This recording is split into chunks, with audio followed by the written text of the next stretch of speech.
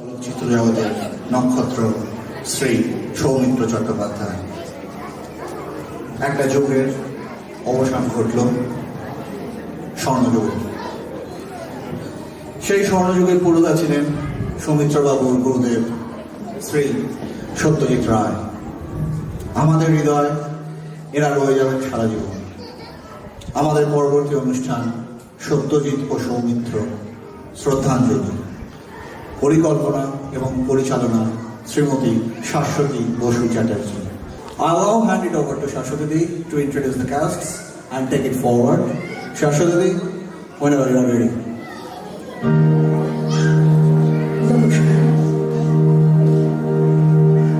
সত্যজিৎ রায়ের শতবর্ষ উপলক্ষে এবং সদ্য প্রয়াত সৌমিত্র চট্টোপাধ্যায়ের প্রতি শ্রদ্ধা জানিয়ে আমাদের আজকের নিবেদন সত্যজিৎ ও সৌমিত্র কথায়, কবিতায়, গানে। অংশগ্রহণে অরিন্দম চ্যাটার্জি, গৈরিক মজুমদার, যশ চ্যাটার্জি, রুদ্রদীপ্ত রায় এবং আমি শাশ্বতী বসু চ্যাটার্জি।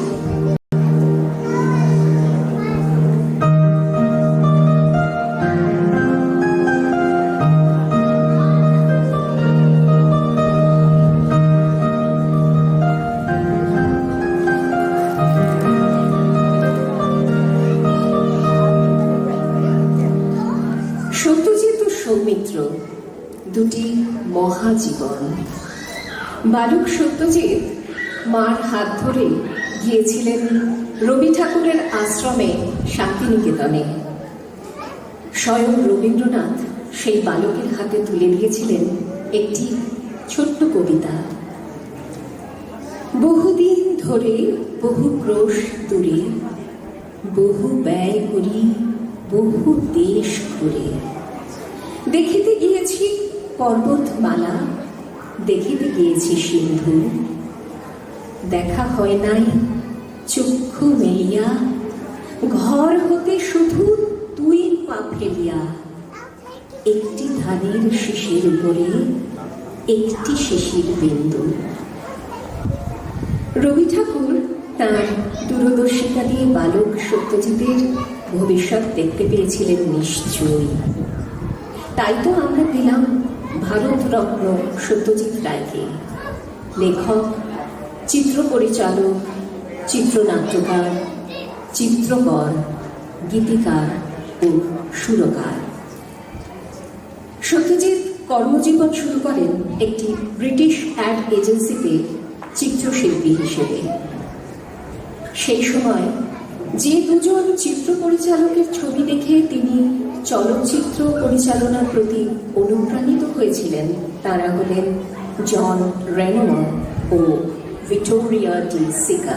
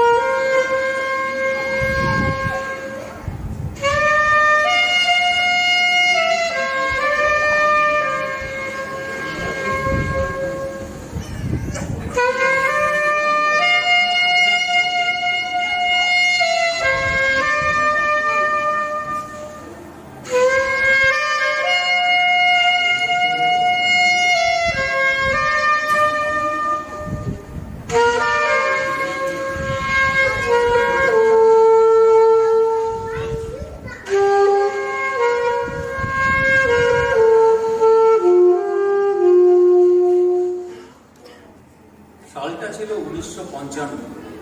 সত্যজিৎ রায় নির্মাণ করলেন তার প্রথম ছবি পথের পাঁচালী। আবহ সঙ্গীত করলেন পণ্ডিত রবি শঙ্কর। কিন্তু এই ছবি কি বানানো খুব সহজ ছিল সেই সময়? না, নতুন পরিচালক, নতুন সব শিল্পী বা অভিনেতা, তার উপর ছবিতে কোনো গান নেই। তাই ছবি নির্মাণের টাকা কে দেবে? দৌড়ে দৌড়ে ঘুরেও সত্যজিৎ প্রডিউসার জোগাড় করতে পারলেন না। মরিয়া হয়ে নিজের লাইফ ইন্স্যুরেন্স পলিসি ও স্ত্রীর গয়না বন্ধক রেখে টাকা ধার করে শুরু করলেন ছবির কাজ। 1 বছর শুটিং এর পর টাকা শেষ হয়ে যায়, আবার টাকা জোগাড় করতে ছোটাছুটি। অবশেষে সেই সময়ের পশ্চিমবঙ্গের মুখ্যমন্ত্রী ডক্টর বিধানচন্দ্র রায়ের সহায়তায় ওয়েস্ট বেঙ্গল হোম পাবলিসিটি ডেভেলপমেন্টের প্রযোজনায় এই ছবির কাজ শেষ হয়। পথের পাঁচালী শেষ করতে সত্যজিতের 3 বছর লেগেছিল। এই পথের পাঁচালী করতে গিয়ে নানা সমস্যার সম্মুখীন হতে হয় সত্যজিৎ রায়কে। আবার এই সিনেমার শুটিং করতে গিয়ে নানা রকমের মজার ঘটনা ঘটে, যা আমরা নানা বই এবং পত্রপত্রিকাতে পড়েছি। একটি অভিনব ঘটনার কথা আপনাদের বলি। আপনারা সবাই জানেন, একটা সিনেমা করতে গেলে সব থেকে আগে তার দরকার হয় স্ক্রিপ্ট বা চিত্রনাট্য। পথের পাঁচালীর জন্য সত্যজিৎ রায় কিন্তু কোনো স্ক্রিপ্ট তৈরি করেননি। তার স্ক্রিপ্ট ছিল একটি অভিনব উপায় তৈরি করা, সেটা হলো একটা স্কেচ বই, যেখানে শুধু কালো কালিতে তিনি একটার পর একটা ছবি এঁকে গেছেন, আর সেই ছবিগুলোই ছিল তার চিত্রনাট্য। এর ওপরেই তিনি পথের পাঁচালী তৈরি করেন। পরবর্তীকালে এই স্কেচ বইটি তিনি সিনেমাথেক প্যারিসে জমা দেন। আজও সেটি সংরক্ষিত সিনেমাথেক প্যারিসে। আরেকটা মজার ঘটনা বলি। আপনারা সবাই সেই বিখ্যাত অভিনেতা তুলসী চক্রবর্তীর অভিনয় দেখেছেন, কিন্তু অনেকেই হয়তো জানেন না, মাত্র 15 বছর বয়সে তুলসী চক্রবর্তী বাড়ি থেকে পালিয়ে যান। আর পালিয়ে গিয়ে তিনি একটি সার্কাস কোম্পানিতে যোগ দেন। বহুদিন সেখানে তিনি ট্র্যাপিজ আর্টিস্ট অর্থাৎ ট্র্যাপিজের খেলা দেখাতেন। তারপর একদিন কলকাতায় ফিরে আসেন, এসে নিউ থিয়েটারে অভিনয় শুরু করেন। সেই নিউ থিয়েটারে তার অভিনয় দেখে সত্যজিৎ রায় পথের পাঁচালীর জন্য তাকে মনোনীত করেন। আর আরেকটা মজার ঘটনা না বললেই নয়। ইন্দি ঠাকুরনকে মনে আছে তো, পথের পাঁচালীর চুনিবালা দেবী? এই চুনিবালা দেবীর যখন খোঁজ পান সত্যজিৎ রায়, তিনি তার অডিশন নেবেন এবং তাকে দেখবেন বলে কলকাতার একটি রেড লাইট এরিয়াতে তাকে যেতে হয়। সেখানেই তিনি থাকতেন। 80-র ওপর বয়স। সত্যজিৎ রায় তার অডিশন নেবেন বলে তাকে একটা ছড়া বা কিছু শোনাতে বলেন। তিনি গড় করে এতগুলো ছড়া এবং ঘুম পাড়ানি গান শোনাতে থাকেন সত্যজিৎ রায়কে যে তিনি মুগ্ধ হয়ে যান। তার জীবনে অত ছড়া এবং ঘুম পাড়ানি গান তিনি কখনো শোনেননি, এটাও তিনি লিখেছেন। তিনি মনোনীত করেন চুনিবালা দেবীকে এই অভিনয় করার জন্যে, কিন্তু বয়সের জন্য তিনি তাকে প্রশ্ন করেন যে ভোর 6টায় উঠে 15 মাইল দূরে হচ্ছে সিনেমার লোকেশন, ট্যাক্সিতে গিয়ে সারা দিন শুটিং করে তারপরে আবার ফিরে এসে এই ধকল তিনি এই বয়সে সহ্য করতে পারবেন কিনা। তিনি হেসে রাজি হয়ে যান চুনিবালা দেবী, কিন্তু একটি শর্ত দেন। সেই শর্তটি হলো, তার ছিল আফিনের নেশা। তিনি সত্যজিৎ রায়কে বলেন যে তিনি সব করতে পারবেন একটি শর্তে, সেটা হচ্ছে লোকেশনে অর্থাৎ শুটিংয়ে তাকে কিন্তু আফিনের ডোজটা রোজ দিতে হবে। এবং এটাও ঠিক, একদিন বোধহয় তাকে আফিনের ডোজ সেই শুটিংয়ে দেওয়া হয়নি, আর তিনি কিন্তু সত্যি মাথা ঘুরে পড়ে গিয়েছিলেন। পথের পাঁচালী শুধু বাংলা চলচ্চিত্রে নয়, সমগ্র ভারতবর্ষের চলচ্চিত্রে এক ইতিহাস সৃষ্টি করল। মানুষ দেখলো এক নতুন ধারার ছবি।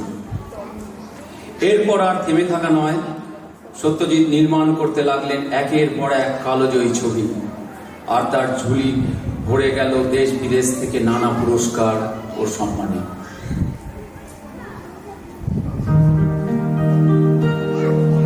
মহারাজা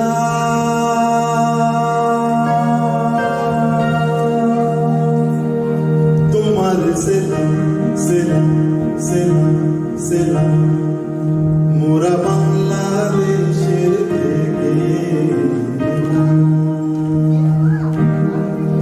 মোরা বাংলাদেশের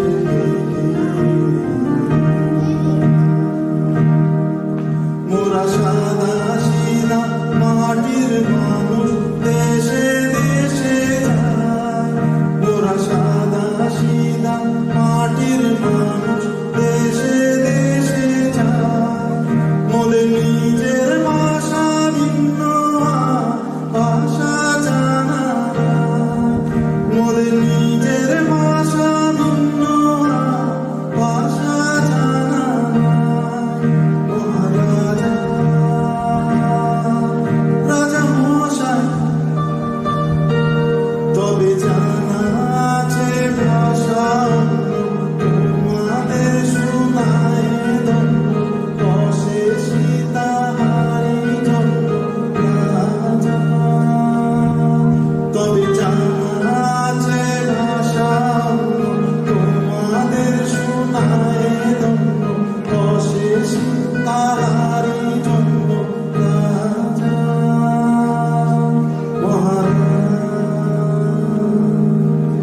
মোরা সেই ভাষাতেই করি গান, মোরা সেই ভাষাতেই করি গান, রাজা সুন্দরের মনোপ্রাণ, রাজা সুন্দরের মনোপ্রাণ। এই যে সুরের ভাষা, ছন্দের ভাষা, তালের ভাষা, নন্দের ভাষা, সুরের ভাষা, ছন্দের ভাষা, তালের ভাষা, নন্দের ভাষা। এই গানটা শুনে সবাই চিনতে পেরেছেন কোন ছবি? হ্যাঁ, সেই কালোজয়ী ছবি গুপি গাইন বাঘা বাইন। 5 থেকে 85 সবার প্রিয় ছবি। এই গুপি গাইন বাঘা বাইন ভারতীয় চলচ্চিত্রের একটি অন্য দিক খুলে দিল। ফ্যান্টাসিকে যে এইভাবে চলচ্চিত্রায়িত করা যায় তা সত্যজিৎ রায় দেখালেন। এই ছবি আমাদের গল্প বলতে শিখিয়েছে। এই ছবি দেখিয়েছে শিল্পী মনের গান করার ব্যাকুলতা। এই ছবি বলেছে মাতৃভাষার কথা। মাতৃভাষার কথায় মনে পড়ে সত্যজিৎ তার বাবা সুকুমার রায়ের মতো বাংলা ভাষায় অনেক মজার মজার শব্দ সৃষ্টি করে ছোটদের জন্য লিখেছেন। এরকম একটি কবিতা হলো লুইস ক্যারলের জাবারওয়াকি অবলম্বনে সত্যজিতের লেখা জবর খাঁকি। বিল্লে গিয়ার শীতলে যত টোবে, গালুমগিরি করছে ঢেউয়ের পরে, মিমসে মেরে যাচ্ছে বড় গোবে, মন তারা সব গড়বড়িয়ে মরে। যাসনি বাছা জবর খাকির কাছে, রাম খিচুনি রাবণ কামড় তার, যাসনি যেথা জুজু বসে খাচ্ছে, মাদর ছেঁচা মুক্তি করে ভার। তাও সে নিয়ে ফুরপি তলোয়ার, খুঁজতে গেল মাংসমি দুশ্মনে, অনেক ঘুরে সন্ধে যখন পার, থামলো গিয়ে টামটা গাছের বনে। এমন সময় দেখতে পেল যে ঘুলছি বনে চললি চোখের ভাটা, জবর খাকি আসছে বুঝিতে, হিল ফিরিয়ে মস্ত করে হাঁটা। শন শন শন চলল তরবারি, শানিক শিনিক, জবর খাকি শেষ। স্কন্ধে নিয়ে মুন্ডখানা তারি, গালুম ভিয়ে যায় সে আপন দেশ। জবর খাকি তোর হাতেতেই গেল, আইরে বিনি বসনা কোলে এসে, ফর্সা দিনে আইরে আমার কেলো, বললে বাপে চট খিলিয়ে হেসে। বিল্লে গিয়ার শীতলে যত টোবে, গালুমগিরি করছে ঢেউয়ের পরে, নিউষে মেরে যাচ্ছে বড় কমে, মন তারা সব গড়বড়িয়ে মরে। সত্যজিতের জীবনের এই বিরাট কর্মকাণ্ডের পুরস্কার ও সম্মানের তালিকাটিও কিন্তু বিরাট। 35টি ন্যাশনাল ফিল্ম অ্যাওয়ার্ড পেয়েছিলেন। এছাড়া বিভিন্ন ফিল্মফেয়ার অ্যাওয়ার্ড দেশ ও বিদেশ থেকে, অনারারি একাডেমি অ্যাওয়ার্ড অর্থাৎ অস্কার, দাদা সাহেব ফালকে অ্যাওয়ার্ড, ভারত সরকার প্রদত্ত সম্মান ভারতরত্ন, পদ্মবিভূষণ ও পদ্মশ্রী, ফ্রান্সের সর্বোচ্চ সম্মানজনক পদক লিজিও ডনার।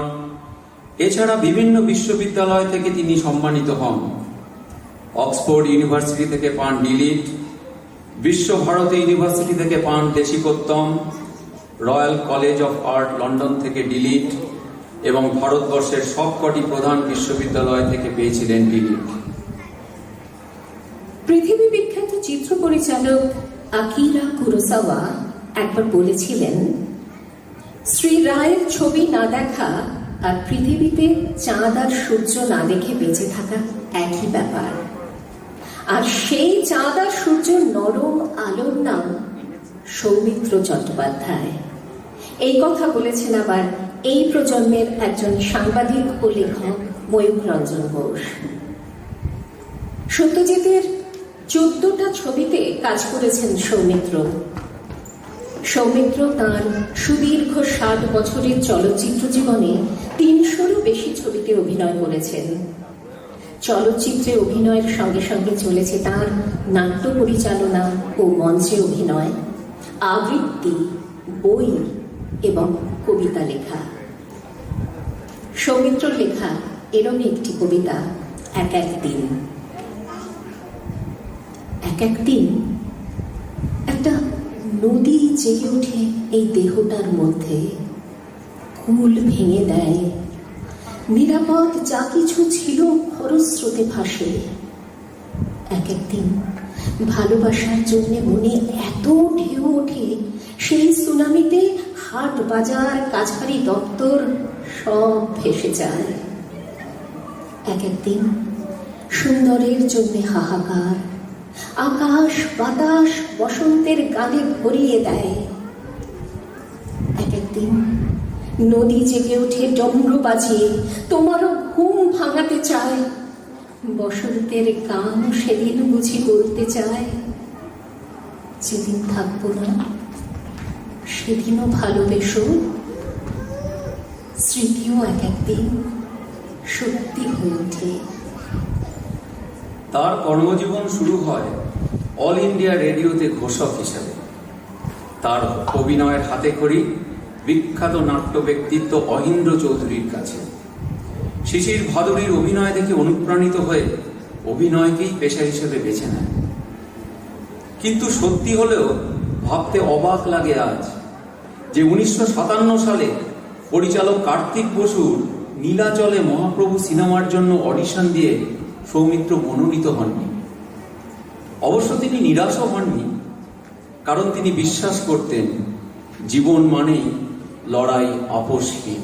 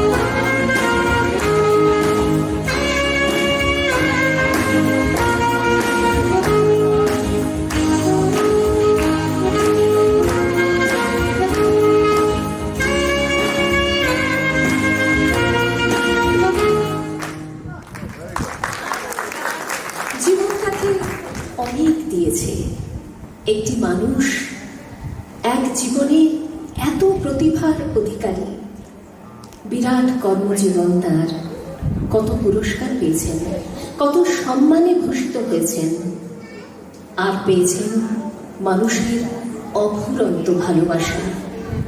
ভারত সরকার তাকে প্রদান করে দাদা সাহেব ফালকে পুরস্কার ও পদ্মভূষণ সম্মান। রবীন্দ্রভারতী ইউনিভার্সিটি প্রদান করে ডিলিট এবং ফরাসি সরকার প্রদান করে সে দেশের সর্বোচ্চ সম্মান লেজিও d'honneur। থিয়েটারের প্রতি তাঁর ছিল আজন্ম ভালোবাসা। মঞ্চকে তিনি বলতেন পবিত্র পাটাতন।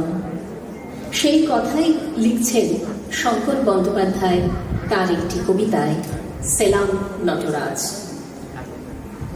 সময় হারায়, নশ্বর দেহ হারে, ঋজু শির দ্বারা কখনো হারে না জানি।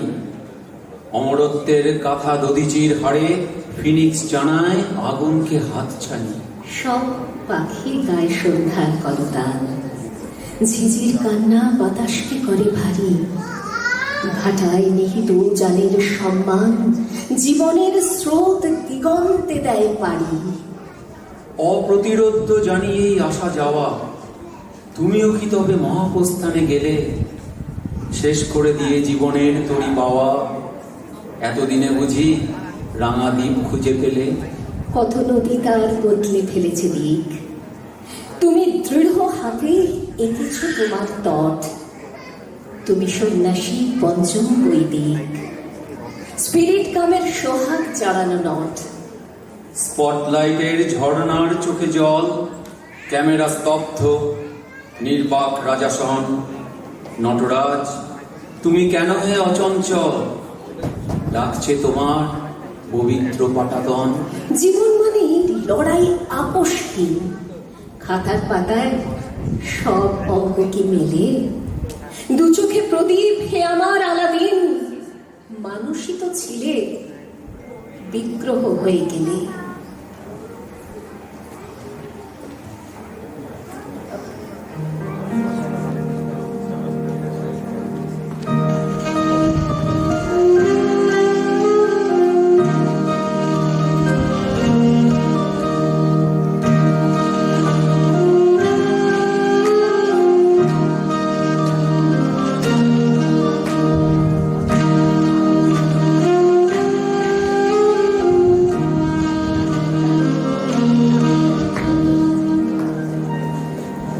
সৌমিত্র জীবনকে তো শুধু জীবন বলা চলে না, মহাজীবন। এত চরিত্র, এত চলচ্চিত্র, এত নাটক, আবৃত্তি, তার সব কাজ আমাদের আত্মস্থ, সব সংলাপ আমাদের ঠোঁটে কাঁথা। ফেলুদা, অপু, কিং লিয়ার, উদয়ন পণ্ডিত, ময়ূরবাহন, ক্ষিপ্তা, বিশ্বজোড়া বাঙালির হৃদয় আর কাইভে সৌমিত্র বেঁচে থাকবেন এই সব নাম নিয়ে। ময়ূররঞ্জন ঘোষ বলেছেন তাকে বঙ্গীয় রেনেসার শেষ মিসিং লিঙ্ক। একটি কবিতা লিখেছেন শ্রীজাত। আপনারা জানেন আজকের কবি শ্রীজাত সৌমিত্রর উদ্দেশ্যে। দহন। সন্ধে নামছে তখন তোমার মুখে, আকাশে দূরের তারা চেনাচ্ছ তুমি। আমরা দেখছি আগুনের বন্ধুকে, জীবন ধ্রুবক, মৃত্যুই মরশুমি।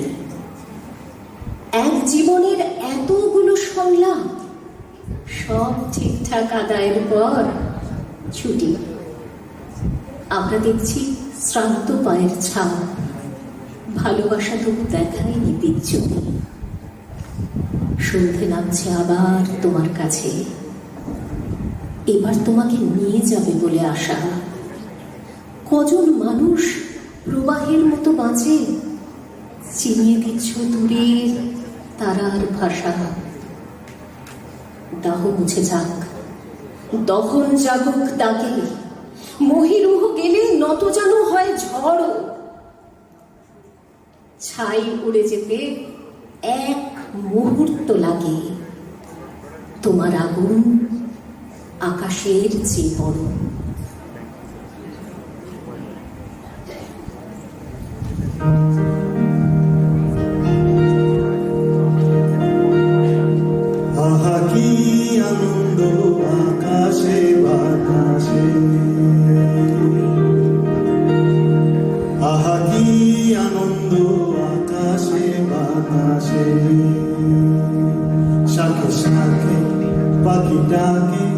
কত শোভা চারিপাশে,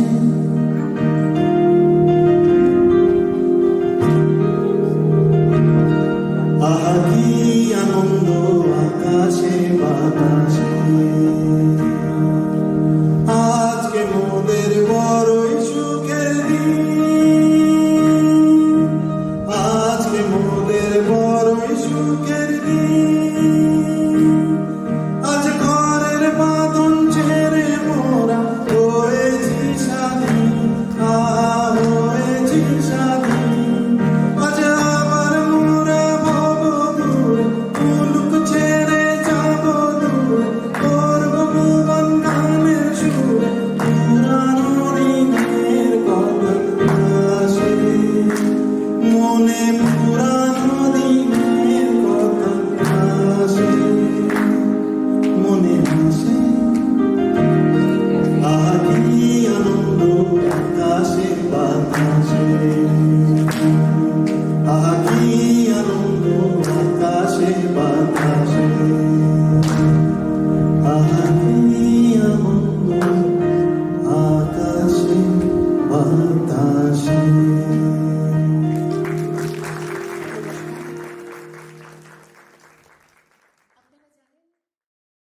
আজ আপনাদের সবাইকে জানাই শ্রী পঞ্চমীর শুভেচ্ছা এবং এই ফাগুন মাসের বাসন্তী শুভেচ্ছা। আজ সরস্বতী পুজো, আর আমরা যখন অভিনয় নিয়ে কথা বলছি তখন আমার একটি ছোট্ট নিবেদন এই অভিনয় জগৎকে নিয়ে আরণ্যক বসুর লেখা সাজঘর ও শিউলিতলার কাব্য। ভোর রাতে শেষ তারা মাথায় বাবা বেরোলো দূর গায়ে পালা গান করতে, ফিরল না। শেষে অধিকারী মশাই বললেন, পরপর 3 রাত 8 নম্বর সিনে কেলাপ না পেয়ে দল ছেড়ে বিভাগী হয়ে গেল অমন দোষাস ওই অ্যাক্টর চক্রবর্তী মশাই। ভগবান! মাথায় বছরের পর বছর দরজায়, তারপর কোল কুঁজো হয়ে গেল। আমি ডাঁটো হলাম, শহরে চললাম। মা শিউলিতলায় দাঁড়িয়ে যতদূর চোখ যায় দেখলেন।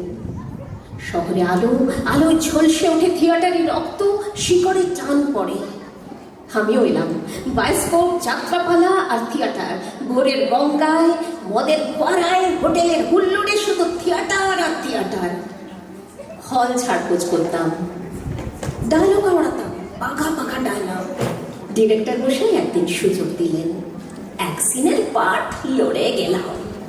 তারপর তুলপাড়, ঘোড়দৌড় জীবন, বনগা থেকে বরাকর, হলদিয়া থেকে হাবিবপুর, ছোট পাঠ, বড় রোল, ছোট পর্দার বড় পর্দার আশায় ঘুরঘুর ঘুরঘুর।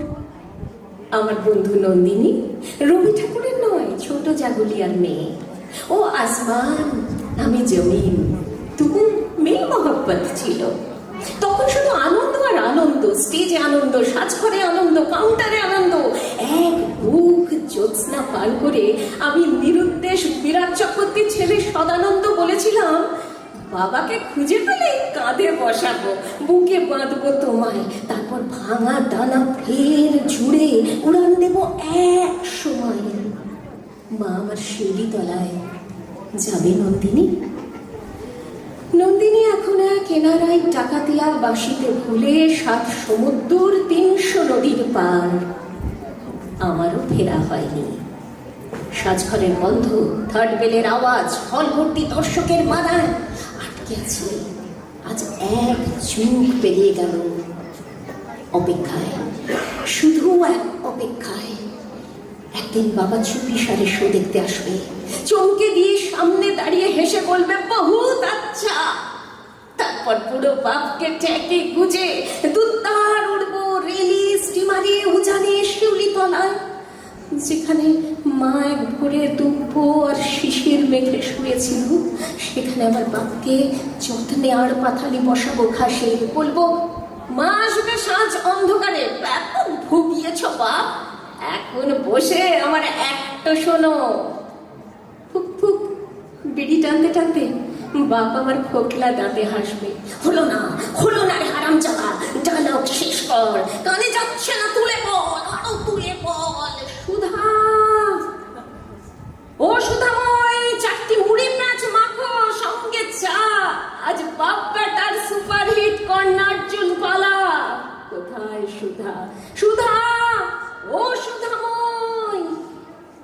নমস্কার।